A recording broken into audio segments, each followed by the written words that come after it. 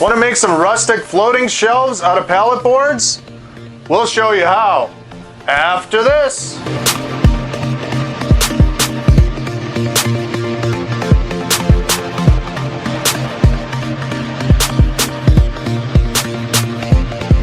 I'm Kyle from Adventures at Home, and in this video we're going to show you how to make some floating shelves out of pallet boards, as well as the brackets to mount them to the wall.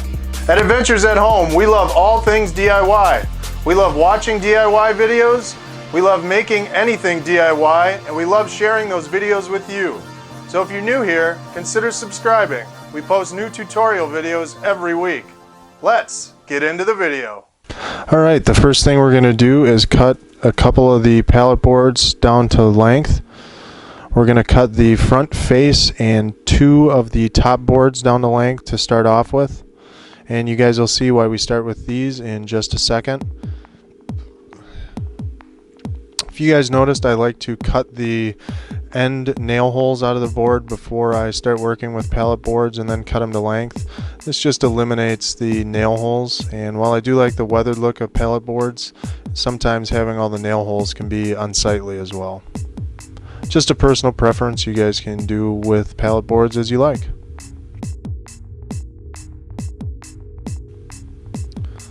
Now we can lay out our two top boards, how they're going to be laid out on the shelf, and we can just measure the width at either end. This is a good idea to do it this way just because it takes into account the variances in width that you're going to get just working with rough pallet boards. Once we have those two dimensions, we can cut our two end boards to the correct length.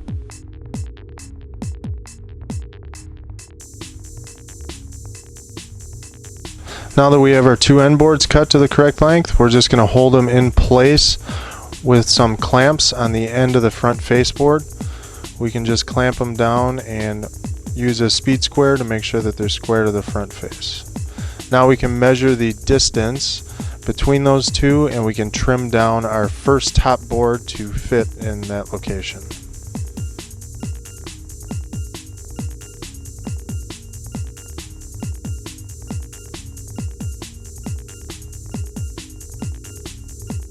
Everything fits good. Now we can just apply some glue to the end boards.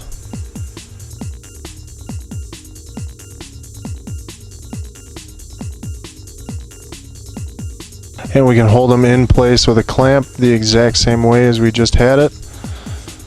Use the speed square to make sure everything is lined up where we want it, and we'll just drive some brad nails in to hold them in place.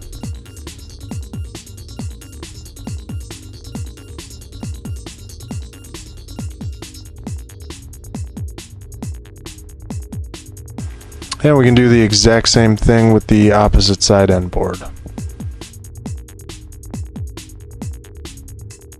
Now we can apply some glue to the first top board, and we can nail in the two ends of it first.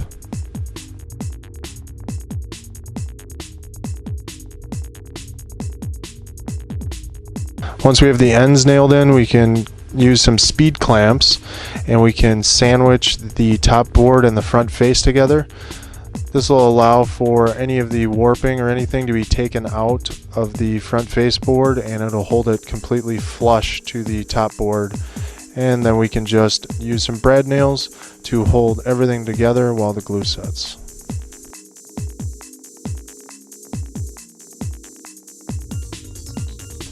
Now we can measure for our second top board, and we can cut that to length. Now doing it in this fashion won't give you a perfectly square shelf, but this is the best way to create all the boards having a flush appearance without going and joining them and getting square edges on all the boards and ruining that rough weathered look. After some glue, we can just nail the ends of the second top board into place.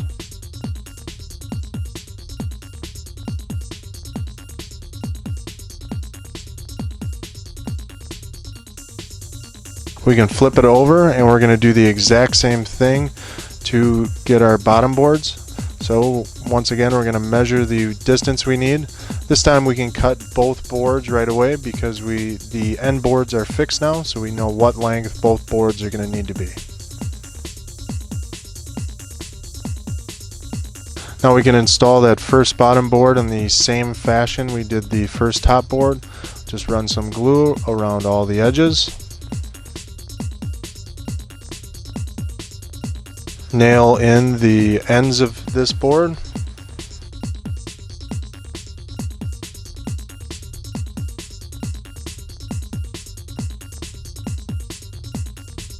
And then use some clamps to hold it flush to the front face again, and we can drive in some brad nails to hold everything in place while the glue sets.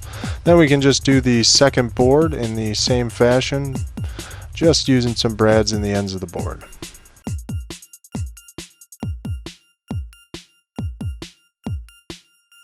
And just like that, our shelf is done. Now we can get to work on creating the frame or skeleton that's actually going to hold it up onto the wall. So the first thing we're going to do is measure the inside of our shelf. Our board that's going to mount to the wall to actually hold this up is going to fit right inside of that. So the first thing we can do is cut this to length, and then we can just rip it down to the width we need on the table saw.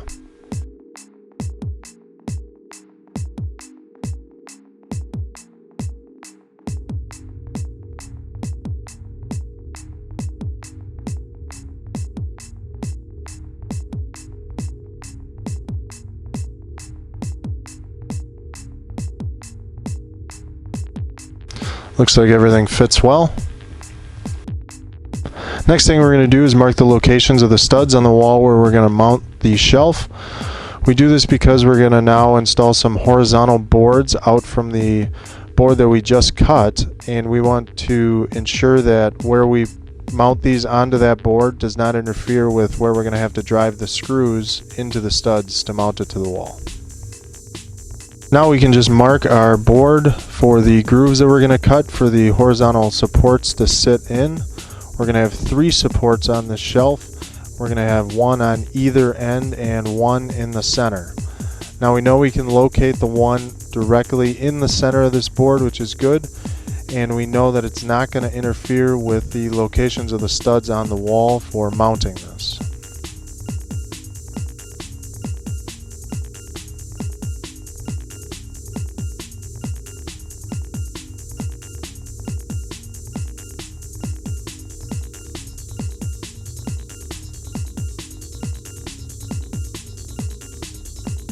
Now we can cut our grooves for the supports to sit into.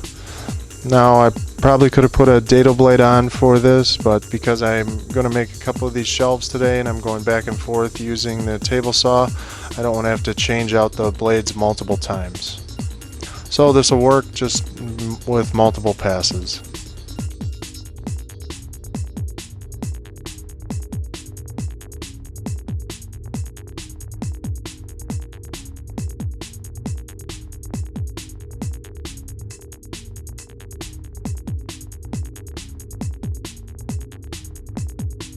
Now that the center groove is cut, we can just do the exact same thing on the 2 ends of our boards.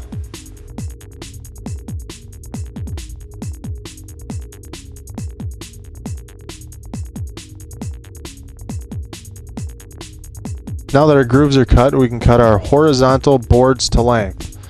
These are essentially going to be the width of our shelf minus the thickness of the backer board that we just cut grooves into.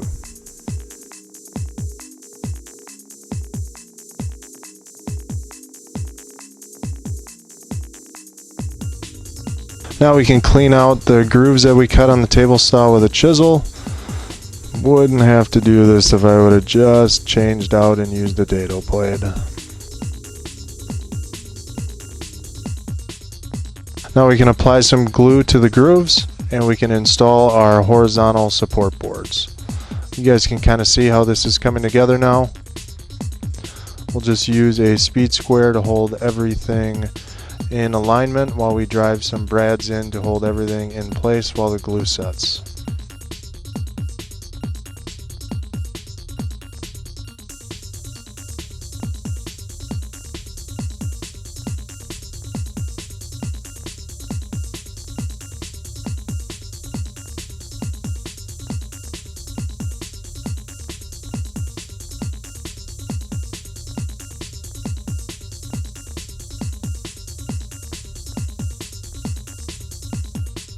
Now we can just check the fit inside of our shelf.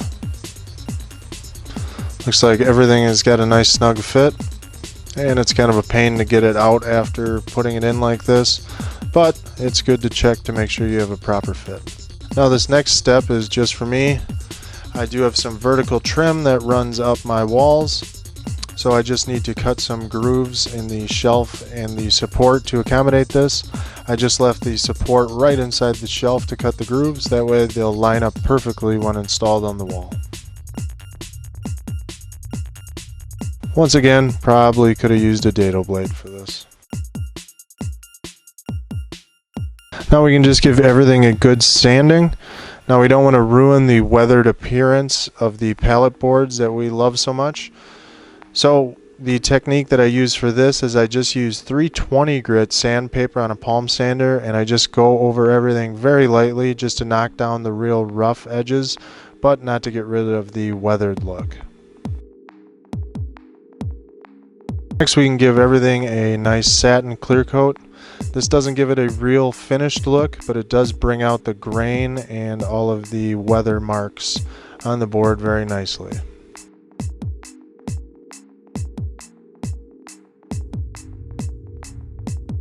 Next we can just mount our support to the wall.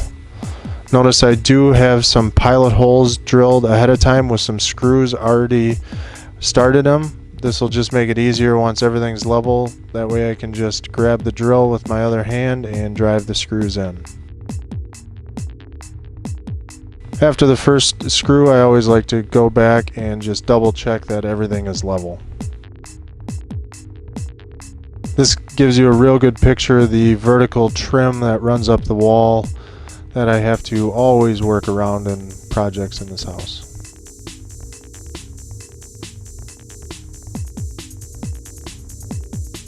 I am going to go back and drive 3 more screws underneath the 3 that I already put in. Now we can just slide our shelf over our supports. Everything fits super snugly with this, so I'm not even going to use any screws or anything to hold the shelf onto the supports. But if it does seem loose in the future, I may go back and just add a screw or 2 through the top of the shelf into the supports.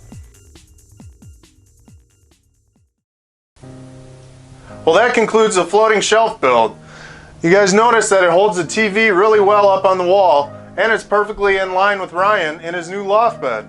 If you guys haven't checked out our video where we make him a custom loft bed for his room, you should check that out as well. If you'll notice, we also made some smaller 24-inch floating shelves that we're going to end up putting books on as well. But before we can do that, we're going to have to make some custom bookends for him as well. So stay tuned to see a video where we make custom mountain-shaped bookends. Now, we chose to use pallet board in this video to make our shelves because we wanted the rustic look.